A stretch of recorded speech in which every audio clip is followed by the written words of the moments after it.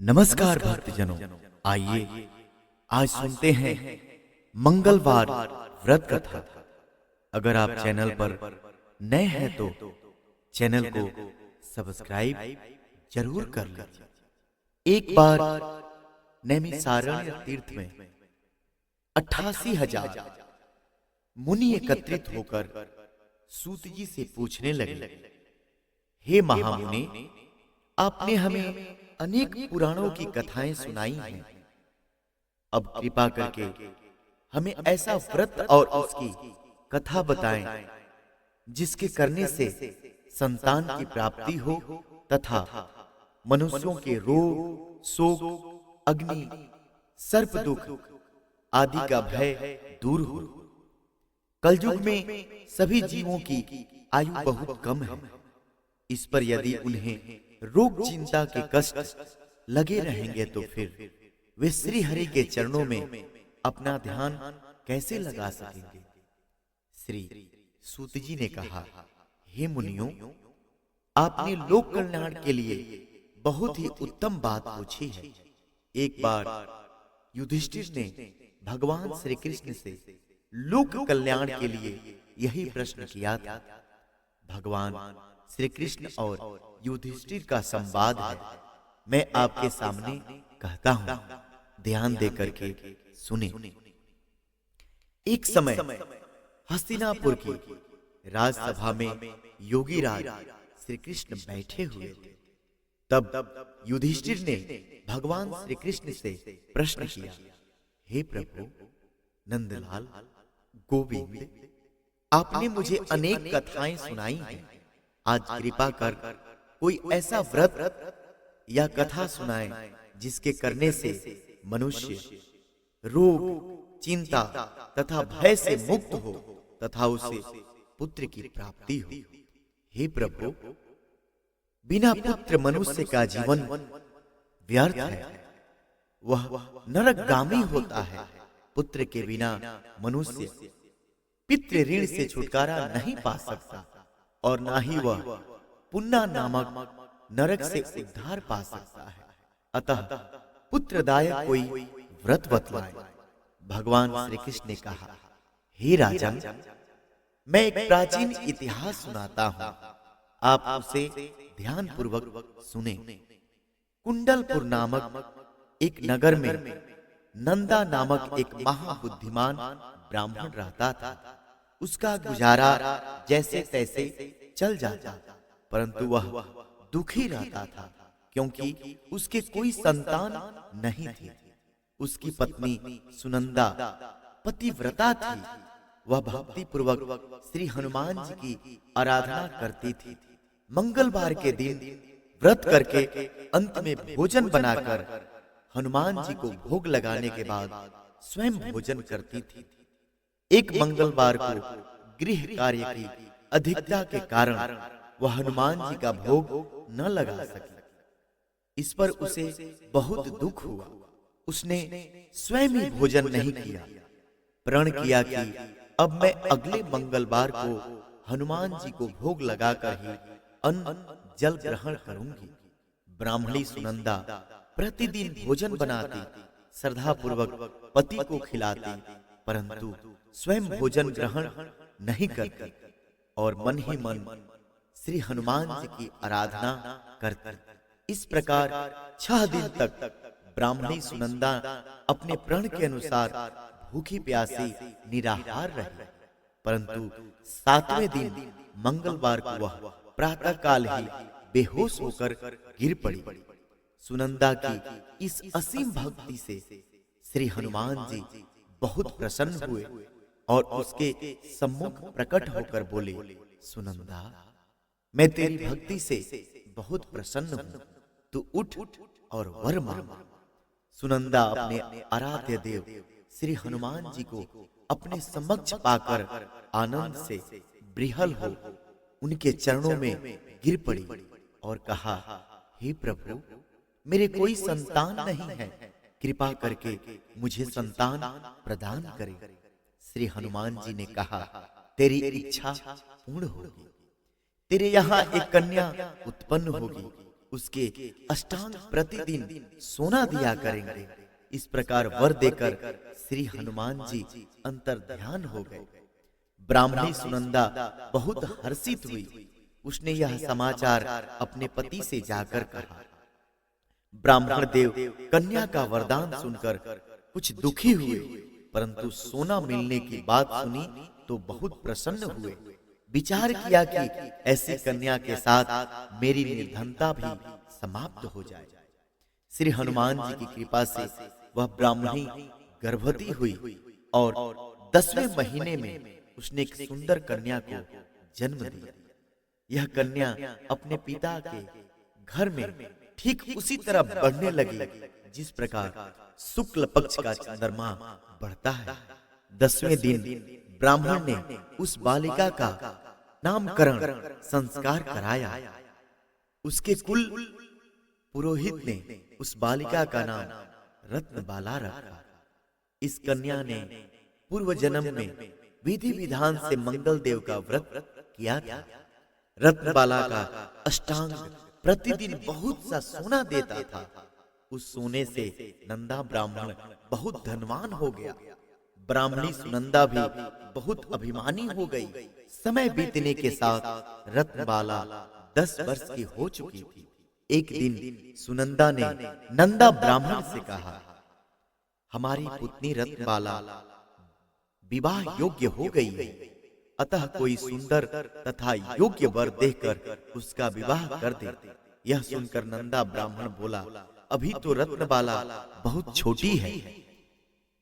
तब ब्राह्मणी ने कहा, शास्त्रों की आज्ञा है कि कन्या 8वें वर्ष में गौरी, 9वें वर्ष में रोहिणी, 10वें वर्ष में कन्या, इसके पश्चात रजस्व वाला हो जाता है। गौरी के दान से पाताल लोक, रोहिणी के दान से वैकुंठ लोक, कन्या के दान से इंद्र लोक में सुखों की प्राप्ति होती है। हे पतिदेव, अगर रजस्व वाला दान किया जाता है तो घोर नरक की प्राप्ति होती है। इस पर नंदा ब्राह्मण ने कहा, अभी तो रत्नबाला 10 वर्ष की ही है, मैंने तो 16-16 साल की कन्याओं के विवाह कराए हैं, अभी जल्दी क्या है। ब्राह्मणी सुनंदा ने कहा, आपको लोभ अधिक हो गया है। अगर 11वें वर्ष में कन्या का विवाह नहीं होता है तो उसके मासिक धर्म के रक्त का पिता और बड़े भ्राता को पान करना पड़ता है। शास्त्रों में कहा गया है कि यदि माता पिता और बड़ा भाई रजस्व वाला कन्या को देखते हैं तो वे नरक के गामी होते हैं। नंदा ब्राह्मण ने कहा, ठीक है, मैं कल योग्य वर की तलाश में अपना दूत भेज देता हूं। दूसरे दिन ब्राह्मण ने दूत को बुलाया और कहा, मेरी कन्या जैसी सुंदर है वैसा ही सुंदर वर उसके लिए तलाश करो। दूत स्वामी की आज्ञा पाकर वर खोजने के लिए चल पड़ा। अनेक नगर घूमने के बाद उसने पंपई नगर में एक सुंदर ब्राह्मण युवक को देखा। यह बालक, जिसका नाम सोमेश्वर था, बहुत गुणवान था। दूत ने इस सुंदर व गुणवान ब्राह्मण पुत्र के बारे में अपने स्वामी को पूर्ण विवरण दिया। ब्राह्मण नंदा को भी सोमेश्वर अच्छा लगा और फिर एक शुभ मुहूर्त में विधि पूर्वक सोमेश्वर को कन्या का दान करके ब्राह्मण ब्राह्मणी संतुष्ट हो गए। परंतु ब्राह्मण नंदा के मन में तो लोभ समाया हुआ था।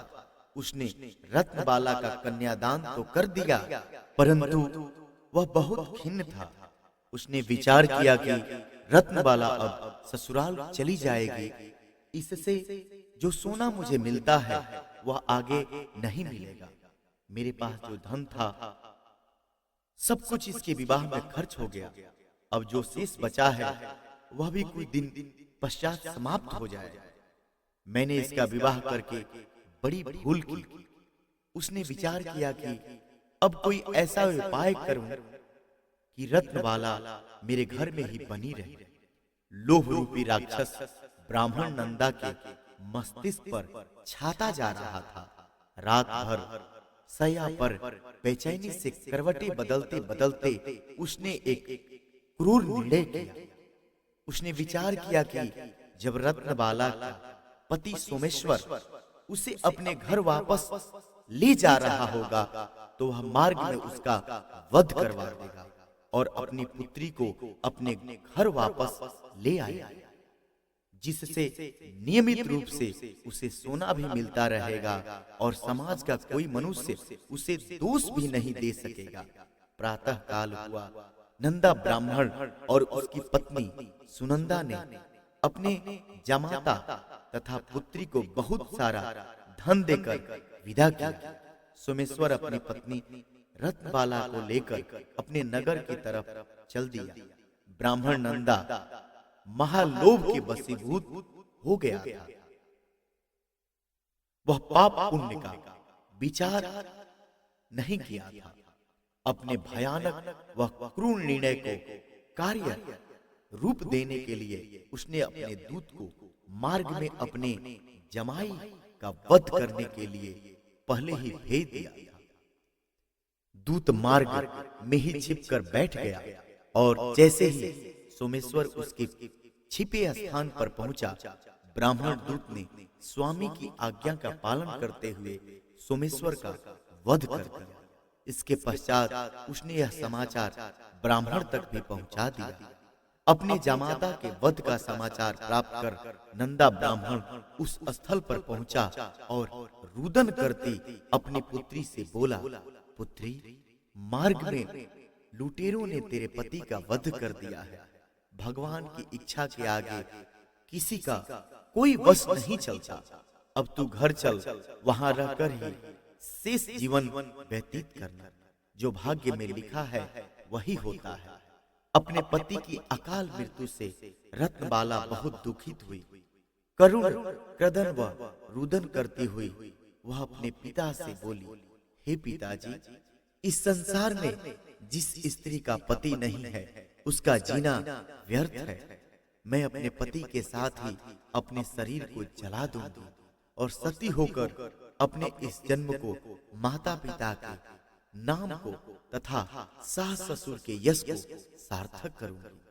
ब्राह्मणी नंदा अपनी पुत्री रत्नबाला के वचनों को सुनकर अवाक रह गया। वह विचार करने लगा, मैंने व्यर्थ ही जमाता का वध कराकर उसका पाप अपने सिर ले लिया। रत्नबाला अपने पति के साथ अपने प्राण तक देने को तैयार है। मेरा तो दोनों तरफ से मरण हो गया। धन तो अब मिलेगा नहीं। जमाई वध के पाप के फलस्वरूप यम यातना भी भुगतनी पड़ेगी। यह सोचकर वह बहुत दुखित हुआ। सोमेश्वर की चिता सजाई गई। रत्नबाला सती होने की इच्छा से पति का सिर अपने गोद में रखकर चिता में बैठ गई। जैसे ही सोमेश्वर का चिता में आग लगाई गई, वैसे ही प्रसन्न होकर मंगल देव वहां प्रकट हुए और बोले, हे रत्नबाला, मैं तेरी पति भक्ति से बहुत प्रसन्न हूं, तू वर मांग। रत्नबाला ने अपने पति का जीवन दान मांगा। मंगल देव बोले, रत्नबाला, तेरा पति अजर अमर है, यह बड़ा विद्वान भी होगा। इसके अतिरिक्त तेरी जो भी इच्छा है वह वर मांग। रत्नबाला ने कहा, हे ग्रहों के स्वामी, यदि आप मुझ पर प्रसन्न हैं तो मुझे यह वरदान दीजिए कि जो भी मनुष्य मंगलवार के दिन प्रातः काल लाल पुष्प लाल चंदन से पूजा करके आपका स्मरण करे, उसे रोग व्याधि न हो, स्वजनों में कभी वियोग न हो, सर्प अग्नि तथा शत्रुओं का भय न रहे। जो स्त्री मंगलवार का व्रत करे वह कभी विधवा न हो। मंगल देव तथास्तु कहकर अंतर्ध्यान हो गए। मंगल देव की कृपा से सोमेश्वर जीवित हो उठा। रत्नबाला अपने पति को पुनः प्राप्त कर बहुत प्रसन्न हुई। सोमेश्वर अपनी पत्नी को लेकर अपने नगर चला गया।